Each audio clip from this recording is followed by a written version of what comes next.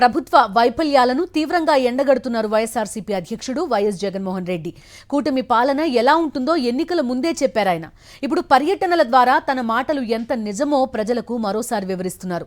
అందుకే వైఎస్ జగన్మోహన్ రెడ్డి పర్యటన అంటేనే వణికిపోతోంది చంద్రబాబు ప్రభుత్వం.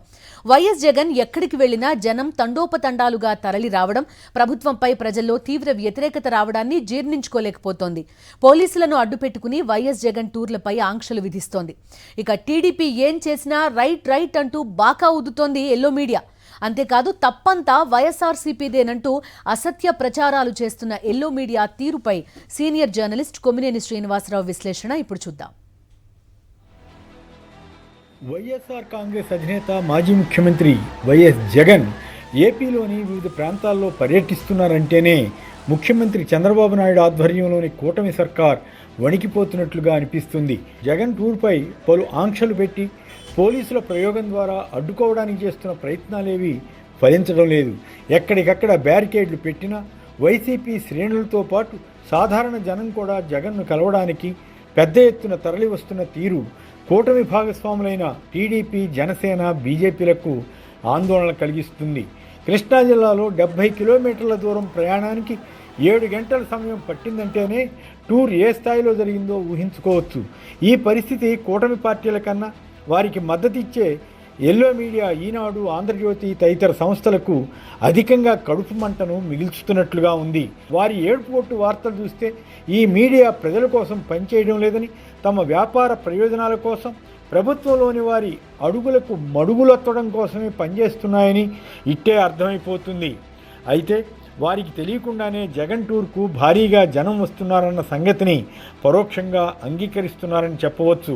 ఉదాహరణకు ఈనాడు మీడియా ఏమి రాసిందో చూడండి. జగన్ టూర్లో అడుగడుగున అరాచకమే అన్న శీర్షికతో కథనాన్నిచ్చి తన అక్కసు వెల్లడించింది. పోలీసులు పెట్టిన షరతులను వైఎస్ఆర్ కాంగ్రెస్ కార్యకర్తలు ఉల్లంఘించారని తెగ వాపోయింది. అలాగే ఆంధ్రజ్యోతి మీడియా సైతం జగన్ టూర్తో జనం పాట్లు పడ్డారని చించుకుంది. జనం రాలేదని మాత్రం రాయలేకపోయాయి. ఏ నాయకుడు టూర్ అయినా కొన్ని ఇబ్బందులు ఉండవచ్చు. దాన్ని నియంత్రించడానికి పోలీసులు ఉంటారు. కానీ వారు ఆ పని చేయకుండా ఎక్కడో పొలాల నుంచో ఊళ్ళ నుంచో పరుగులు తీస్తూ వస్తున్న వైసీపీ అభిమానులు, రైతులు జగన్ను కలుసుకొనివ్వకుండా చేయాలని కృషి చేసిన వైనం ఆశ్చర్యం కలిగిస్తుంది. 2019-24 మధ్య ఆనాడు ప్రతిపక్షంలో ఉన్న చంద్రబాబు నాయుడు కానీ, జనసేన అధినేత పవన్ కళ్యాణ్ కానీ ఎన్ని చోట్ల పర్యటించలేదు. ఎప్పుడైనా ఎక్కడైనా ఇలాంటి ఆంక్షలు పెట్టారా? కొన్ని సందర్భాల్లో శాంతి భద్రతల సమస్య ఏర్పడే అవకాశం ఉన్నప్పుడు చంద్రబాబును ఇంటి నుంచి బయటికి వెళ్ళవద్దని, ఫలానా టూర్ చేయవద్దని పోలీసులు చెబితే ఆయన ఊరుకున్నారా? ఎంత తీవ్రంగా విమర్శించారో తెలీదా? ఆయా సమయాల్లో పోలీసులు చేసిన సూచనలను పట్టించుకున్నారా? పైగా పోలీసు అధికారుల్ని దుర్భాషలాడడం, వారిని హెచ్చరించడం వంటివి ఎన్నిసార్లు చేశారో తెలియదా? పొంగనూరు, అంగళ్ళ వద్ద అప్పట్లో పోలీసులపైన, వైసీపీ వారిపైన టీడీపీ కార్యకర్తలను రెచ్చగొట్టిన సందర్భం బహుశా అధికార పార్టీతో పాటు వారికి అంతేవాసిగా మారిన ఎల్లో మీడియా మర్చిపోయి ఉండవచ్చు. పొంగనూరులో టీడీపీ కార్యకర్తలు ఏకంగా ఒక కానిస్టేబుల్ కన్ను పోయేలా దాడి చేశారే, పోలీసు వాహనాన్ని దగ్ధం చేశారే, అవన్నీ ప్రజాస్వామ్యయుతంగా జరిగినట్లు అన్నమాట వీరి దృష్టిలో. ఇప్పుడు జరిగినవన్నీ ప్రభుత్వ తప్పు, పోలీసుల వైఫల్యం అన్నట్లు చిత్రీకరించారే. కందుకూరు వద్ద నడి రోడ్డు మీద సభ పెట్టినప్పుడు తొక్కిసలాట జరిగి 8 మంది మరణిస్తే ఎల్లో మీడియాకు జనం పాట్లు కనిపించలేదు. వారికి ఇవి నరకాలుగా అనిపించలేదు.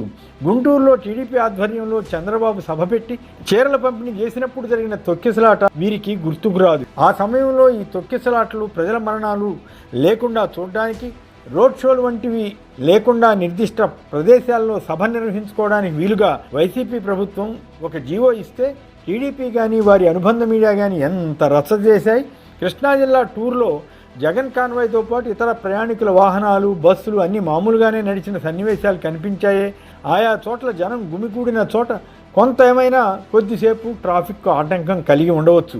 జగన్ టూర్ వల్ల జనానికి ఇబ్బందులు వస్తుంటే అధికార హోదాతో తిరుగుతున్న చంద్రబాబు, పవన్ కళ్యాణ్, లోకేష్ల టూర్ల వల్ల ఇంకెంత ఇబ్బంది కలుగుతుంది? వారు పర్యటించే ప్రదేశానికి రావడానికి అరగంటో గంట ముందు నుంచే ట్రాఫిక్ నిలిపివేయడమో, రకరకాల నియంత్రణలు పెట్టడమో చేస్తుంటారు కదా.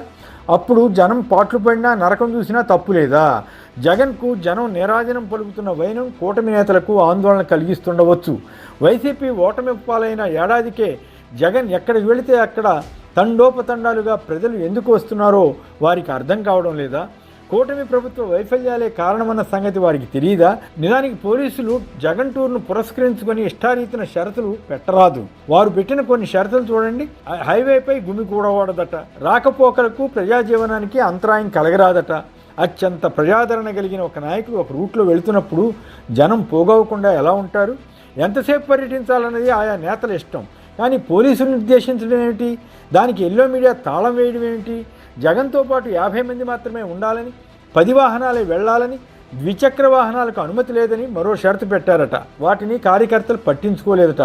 ఇలాంటి కండిషన్లు పెట్టిన పోలీసులను విమర్శించవలసిన మీడియా వాటిని సమర్థిస్తూ కథనాలు రాయటం, వాటిని పాటించలేదని వైసీపీపై ఎదురుదాడి చేయడం చూస్తే ఈనాడు మీడియా జర్నలిజం ఎంత నీచంగా మారింది తెలుస్తుంది. నిజంగానే ఈనాడు లేదా ఇతర ఎల్లో మీడియా పాలసీ రోడ్లపై నేతలు టూర్లు చేయరాదని, తద్వారా ప్రజలకు ఇబ్బంది కలిగించకూడదన్నదే అయితే అదే మాట జగన్ టైంలో కూడా పాటించి ఉండాలి కదా. ఇప్పుడేమో పోలీసులు అంతకన్నా ఘోరంగా కండిషన్లు పెడుతూ ఒక రాజకీయ పార్టీని నియంత్రించాలని చూస్తుంటే మాత్రం వీరికి సంతోషంగా ఉందన్నమాట. ఇలా అన్ని విషయాల్లో ఎల్లో మీడియా డబుల్ స్టాండర్డ్స్ పాటిస్తోంది. జగన్ ఈ టూర్లో ప్రభుత్వానికి సంబంధించిన ప్రశ్నల కన్నా ఇతర చిల్లర అంశాలే ఫోకస్ కావాలన్నది వీరి లక్ష్యం అని అర్థం చేసుకోవచ్చు. మొందా తుఫాను వల్ల రైతుల వరి పంట నేలవాలిపోవడంతో చాలా నష్టపోయారు. వారికి నష్టపరిహారం ప్రకటించలేదు. పైగా పరిహారం తీసుకుంటే ధాన్యం కొనుగోలుకు బాధ్యత లేదని రైతుల్ని బెదిరిస్తున్నారు. వీటన్నిటినీ రైతులు జగన్ వద్ద ప్రస్తావించారు.